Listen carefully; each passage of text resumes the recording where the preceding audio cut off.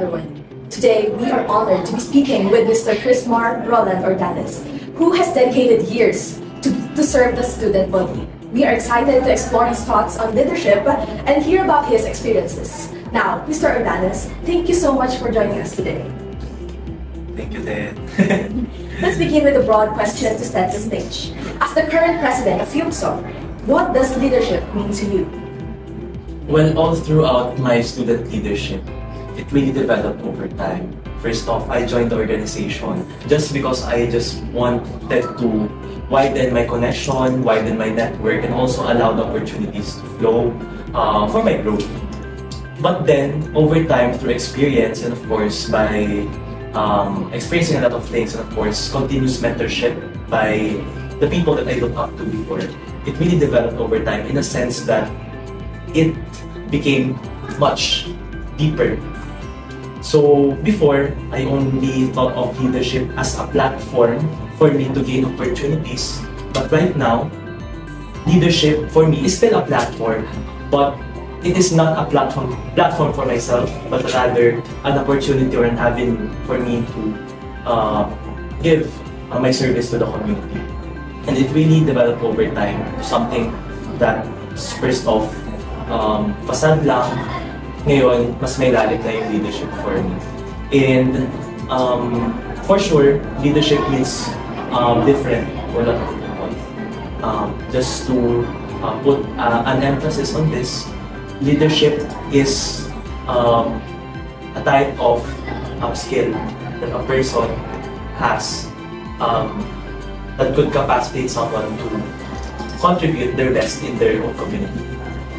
That's insightful. Now, how has your personal understanding of leadership evolved over that? Like what I mentioned earlier, dati na, alam niyo yung mga parang pang-aasal ng mga tao na, ay, dyan na yun kasi for cloud.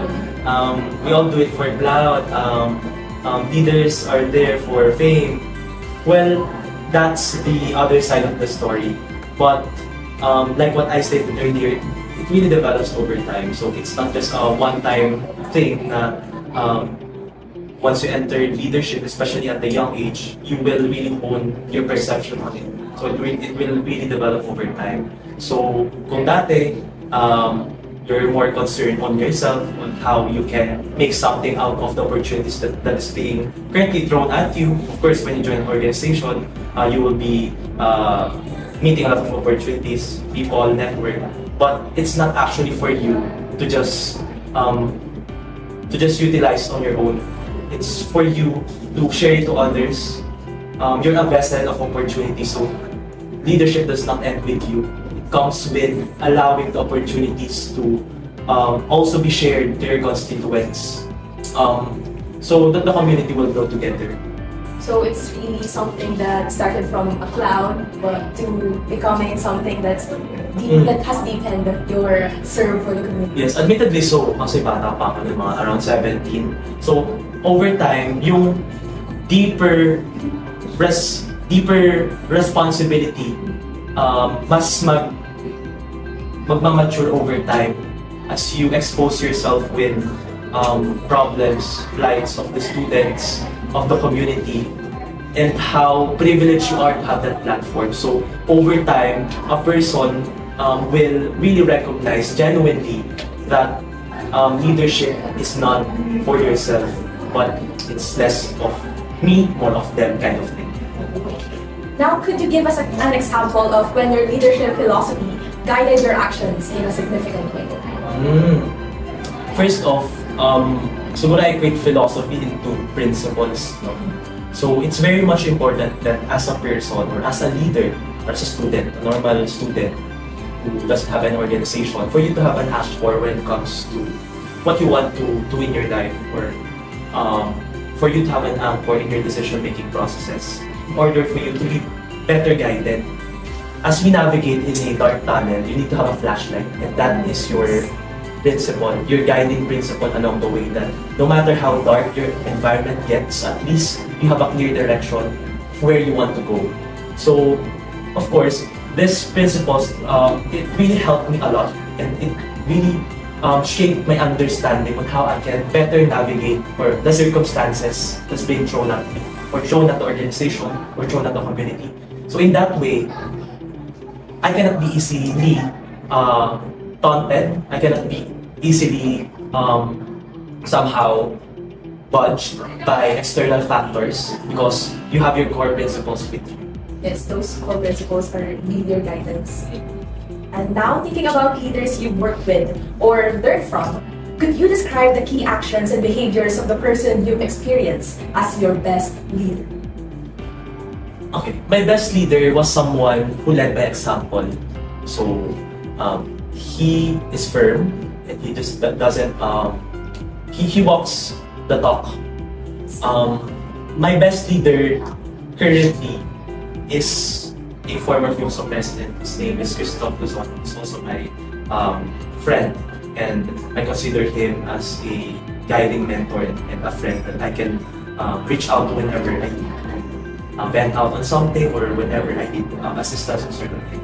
So he's the type of leader that when he say that he will do such thing, he will really do it. Like it will not end on plans, on a blueprint, but he will really execute it no matter what it takes. And it's the real definition of being unstoppable. So I really look up to that kind of leader that no matter how many humps or bumps that's being presented at your journey, there's no reason to stop as long as it's for the betterment of your community. So, what made those actions or behaviors stand out to you? For me, like what I stated earlier, I'll bank on the word unstoppable because when I ran as the FIUSO president, that's actually our battle cry, Unstoppable Future. It deeply resonates with us as a generation, as a Gen Z, as well as the current status quo of the community. Because a good leader or a good individual can only do so much if that person is operating in a framework of a community that limits him or her. So, ibig sabihin that no matter kung gaano ka man katalino, kasipag, pero yung environment na kinakagalawan mo, it does not allow you to grow more. You will not reach your fullest potential at all. Thus, it comes with our battle cry, or my personal favorite battle cry, being unstoppable. And how it resonates with my leadership right now is that it does not end when they say no. It does not end when we are rejected for our proposal, for our petition. It does not end there. It comes with continuous follow-up. It comes with continuous communication with the administration or with certain offices that as student body, we really need this. So essentially, being unstoppable means being stubborn. But the caveat here is being stubborn in a way that it's an opportunity for you to really push forward the best interest of the student.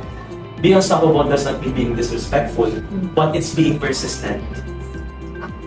So, how did their leadership impact your personal or professional growth? It really helped me a lot, shaped my core principles in life. First off, I entered FEU as a blank canvas kind of student that I do not have any, I'm not visionary before as a freshman. And that's actually pretty normal because we do not have all the necessary resources that we should have in order for us to fully realize something. And you can really start with. Oh, you can start with you can start with a blank canvas at all, and you let others, your mentors, your friend, your professors, your org mates, your friends, or your family, to paint on your blank canvas. So it doesn't necessarily mean that when they paint something, it will look beautiful agad. It can be abstract, and you make meaning out of that paint that they have imprinted on you. So yeah, you let others guide you. You let others tell you or put you in a direction, but at the end of the day, you make meanings out of that.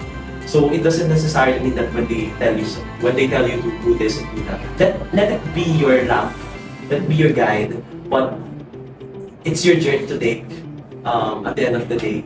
And like what I stated earlier, no matter what they painted on your blank canvas, you are the only one who has the capacity to make meaning out of it based on your values as a person. Because at the end of the day, it's still your canvas. Yes. So here's a classic question. Are leaders born or made? For me, leaders, while some have natural instincts such as decision making and people management, for me it's actually developed over time. It is not something that you are actually born with. When we say leadership kasi, it's not just a linear kind of skill. It's not a linear kind of passion. It's abstract. Leadership for me is an art.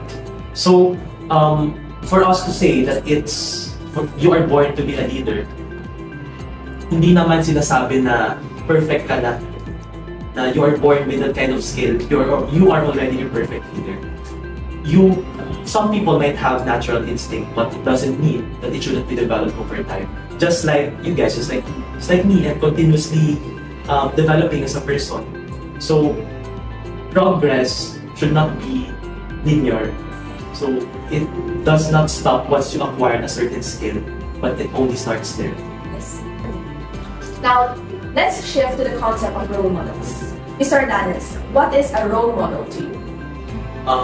Just to put an emphasis on my answer earlier, a role model for me is someone who leads by example. So it means that a person is continuously practicing his or her expertise regardless if people are looking or not. Because number one, that's integrity. That it doesn't mean that you're going to put out your 100% effort just because people are looking at you. It means that you need to actually double your effort once that there's a scenario that no one's looking at you, because you only have one goal, and it's not for you to please yourself or do it for yourself. It's actually for the constituents that you serve. So for me, the role models that I have in my life right now is someone that I look up to because they deliver results and they stick up with their words. It means they in layman's term, may isa silang salita. Next, do you think it's necessary for a leader to be a role model for their team? Of course, to be a leader, you're also their guide. Di ba nga sabi nila, may pinagkaiba yung boss sa leader. Boss is someone who tells the direction. Leaders are the ones who are with their team to lead the direction. So kapag boss ka, ikaw yung nag-uutos sa kanila. Pero kapag leader ka, ikaw yung nasa harap, nasa likod sila. So with that kind of notion, leaders should be somehow be a role model. Because the team, the leader should have a notion that the team is already looking up to him or her.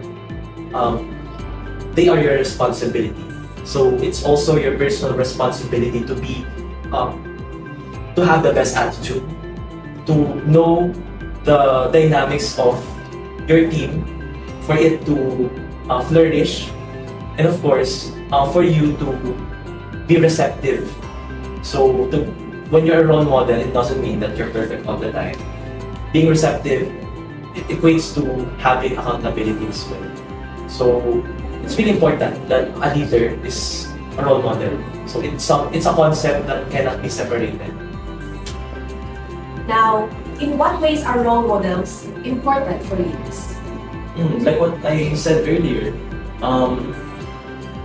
leaders cannot navigate a tunnel without a flashlight, right?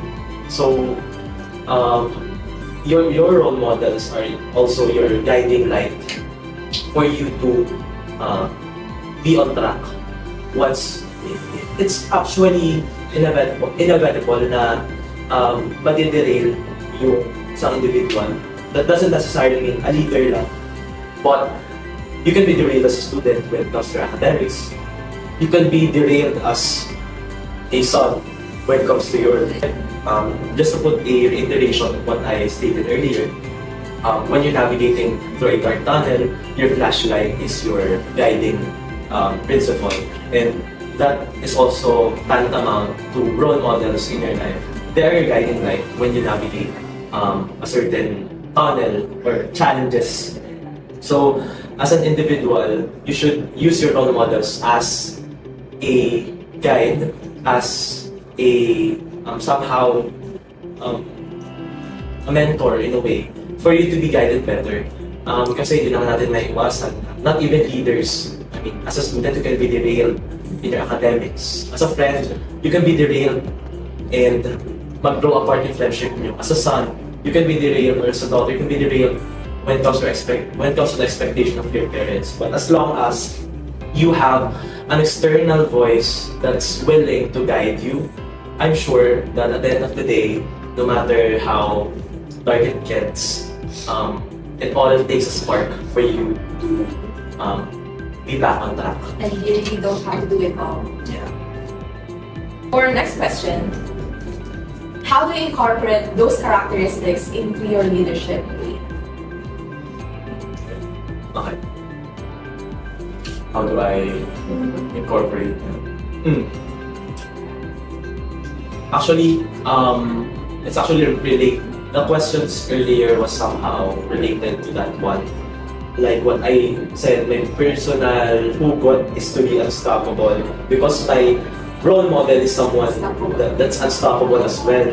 So I make sure that when we are faced with rejection, of course, you're going to accept it, but you're not going to somehow be complacent na, ito na yung decision. You make compromises, you meet them halfway in order to get the best results. And more than being unstoppable, it also reflects to how you are as a leader within your team. Because no matter how the results are, no matter how good the results are, but if your team is not psychologically healthy because you are not an effective or efficient leader, it will ultimately somehow have a domino effect. So once you are not okay with how you communicate with your team, once they sense lack of accountability from you as a leader, it will eventually crumble down. The team that you build will crumble down. So more than being unstoppable, for me it's being also empathetic to your group mates, to your constituents, of how they feel. It's not just being unstoppable on the best results that we can get, but sometimes you need to also pause and reassess your team internally, because the people around you are the ones who will help you along the way, because a leader is not self-made, it's made by the people around him. For our next topic, let's talk about vision. What can leaders do to help others in the organization see the future? Oh, that's an interesting question. Let me digest it. How can the people In the in organization. the see? Well, as a leader, you actually paint their expectations on what they will see in the future. For instance, you should allow yourself to be transparent in a way of the opportunities, the threats that the team will face along the way. So as a leader, you should have a deep understanding on how to effectively have a foresight in the situation. Because if you are not visionary as a leader, it will actually not help the team as well. Because dahil kulang ka ng foresight, kulang ka din ng direction, directives, and paalala sa teammates mo. So, as a leader, we can effectively let them see the future by first being transparent on the opportunities and the threats that we may face along the way. And of course, deep skill on having great foresight. Next, how do you personally ensure that your team understands and believes in the vision of UC? It comes with regular check-ins. It comes with building open dialogues and open communication. Well, it's easy to say that, but as a leader, you are there to put systems and processes in place to make sure that they're being capacitated to voice out their opinions, their remarks, or their insights about the project that you both are doing. Those who you lead and you as a leader.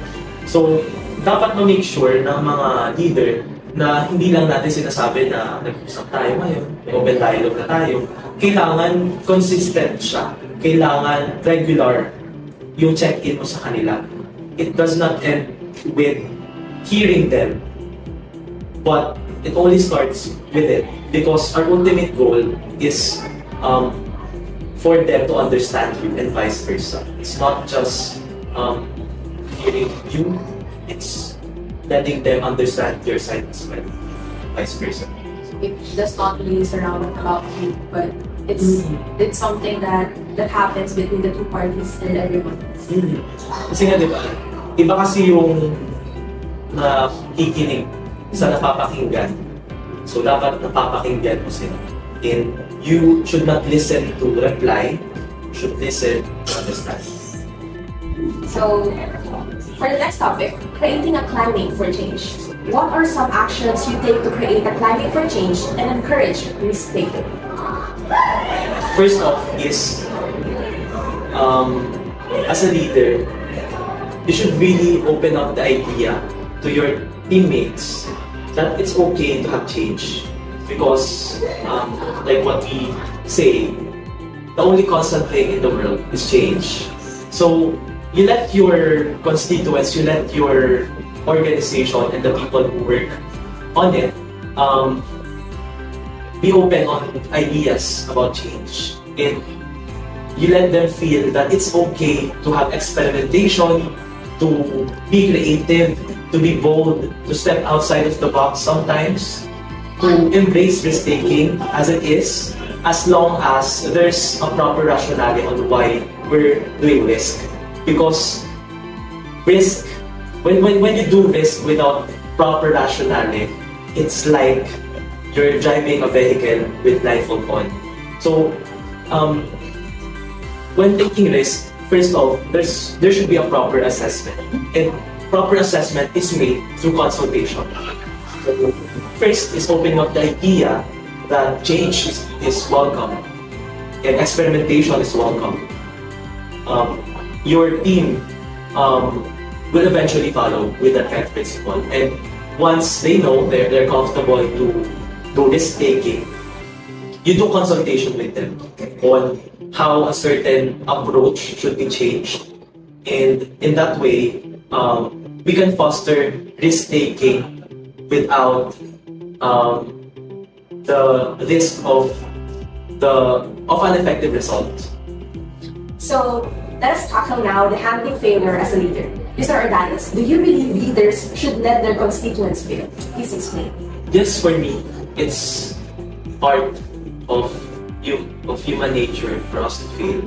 And it's actually normal for us to have our own setbacks. And yes, but we do not encourage and motivate someone to fail. But we should be there at their back once they fail. Because it's a natural thing. It's part of the process. As long as it is framed in a way that it could serve as a learning opportunity for you. Failure should not be sensationalized, and it is not encouraged. But like what I said earlier, it should be a learning opportunity for that individual to do better and be better the next time around. And that person can't realize that without you as a leader guiding them and putting them back on their feet, on the ground. So for my last question, are there any leadership styles you admire but feel are different from your own? Why? Okay. I attended a talk 2 years ago about leadership styles. Contrary to popular belief that you should stick to only one leadership style, it actually differs from one situation to another. Different circumstances that you may have So different approaches and styles may vary, but as long as you have your core within you. And of course, at the same time, regarding to your questions, yes, I feel like when I need to be authoritative in a way because the situation calls for it, because as the president, I have the responsibility to address the challenge head on. So there are times when I really need to push forward a fast decision because you are the head of the organization, and that constitutes to being a fast thinker as well. So there are times that I need to be authoritative, but I know to myself that I'm not like that because I'm all for consultation, I'm all for talking to the sectors, talking to the students, talking to the ones that I serve with. So, but there are times that a situation needs an immediate answer from me. So, in that way, I need to be authoritative. So, that feels different from what I usually do, but the situation called for it and I should adjust accordingly. So for our leadership style and reflection, Mr. Ordanes, how would you describe your leadership style? Like what I shared earlier, it really developed over time. So the story of my leadership is not really a perfect one, but it started as a personal ambition, but it developed over time. And we should allow ourselves to have growth. So from my viewpoint, dati na personal ambition ko lang siya, nag-lead siya towards servant leadership. When you're in servant leadership, it's really more of them, less of me.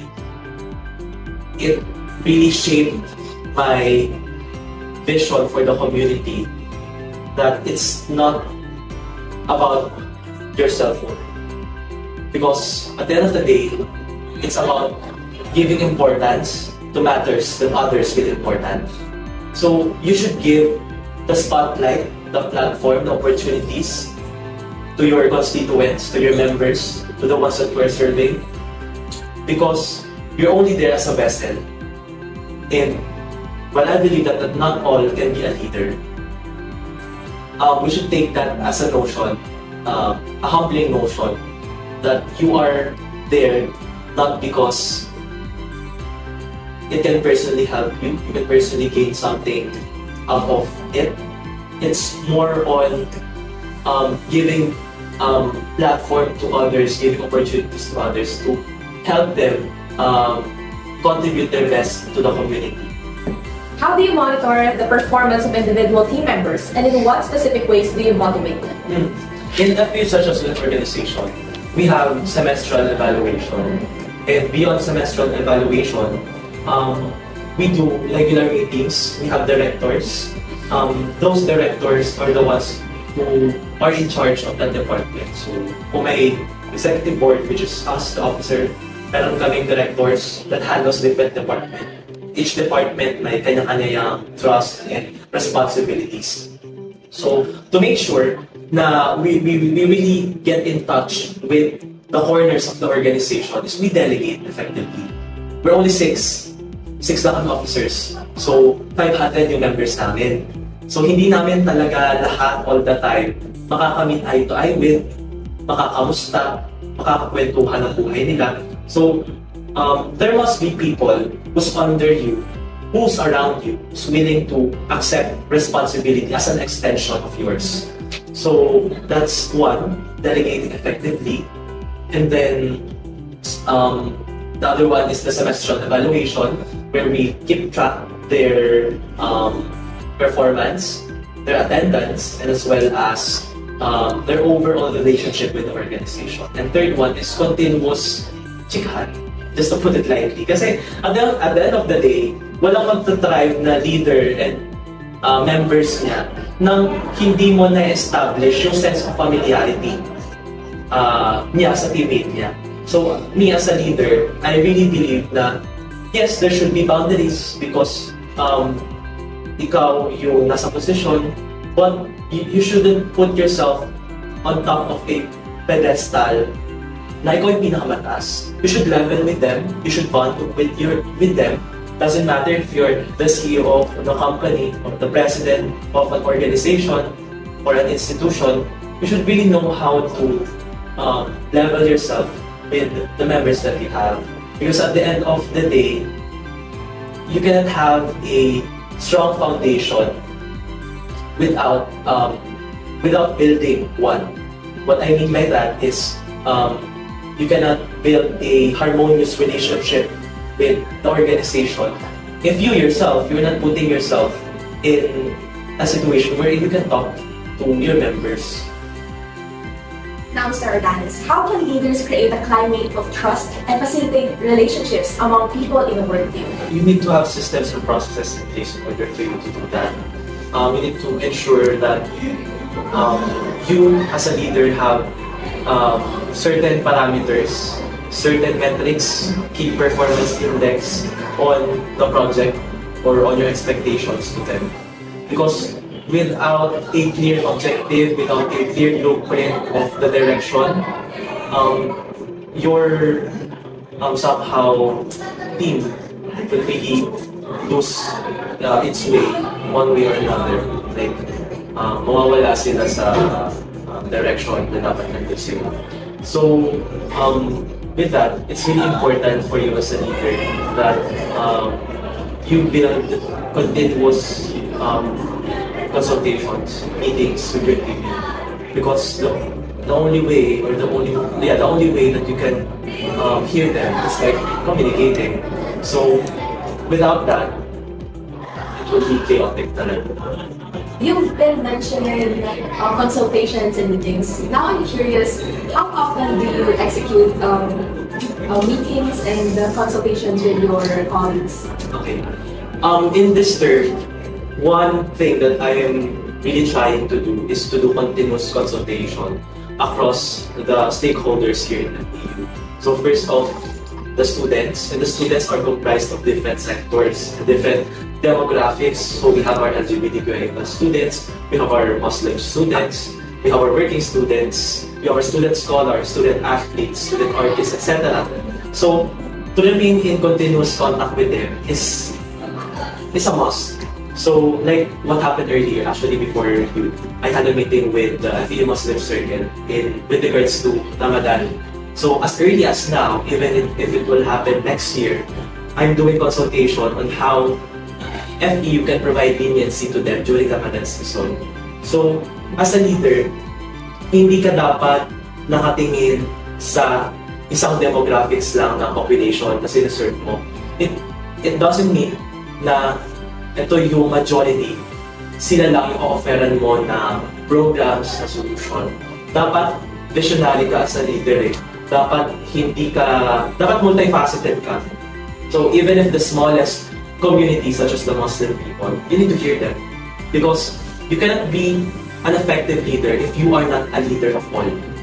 Finally, what are the 3 things you believe can be done to improve in each leadership practice? First off is transparency. You need to let your constituents know what you're doing because it builds trust, it builds credibility when they know that you're doing something, when they know that you're addressing a certain issue. Next is open communication.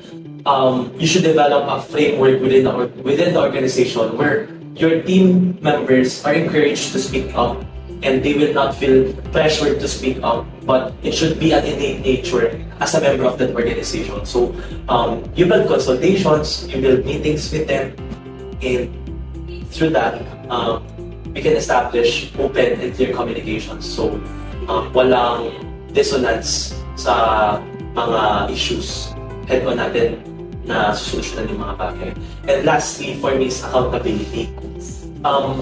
For me, a great leader is not being about the smartest one in the room. It's actually being the most humble one. Having enough intellectual humility and admitting that you don't know everything, it allows you to pull in great people to help you. Kasi kapag leader ka na wala kang accountability, you always think that you're the best of the best. You live among the gods. Then there's no growth there. You should be humble enough. You should practice accountability, admit mistakes, in, of course, allowing yourself to do better the next time. It allows you to also be surrounded by great people who can help you achieve that vision. Now, we are talking about work-life balance and team motivation. Can you tell us about the time when you struggled with work-life balance? Were you able to solve the problem, and if so, how? Actually, as a graduating student from my thesis, the next ceremony internship din, naanak ako, nakapatid ako, nakaibigan ako, and at the same time, president of the Research Student Organization. It will really compromise a lot of your time in a way that your time will really be sacrificed sa time na binubuhos mo na sa pamilya mo, sometimes academics.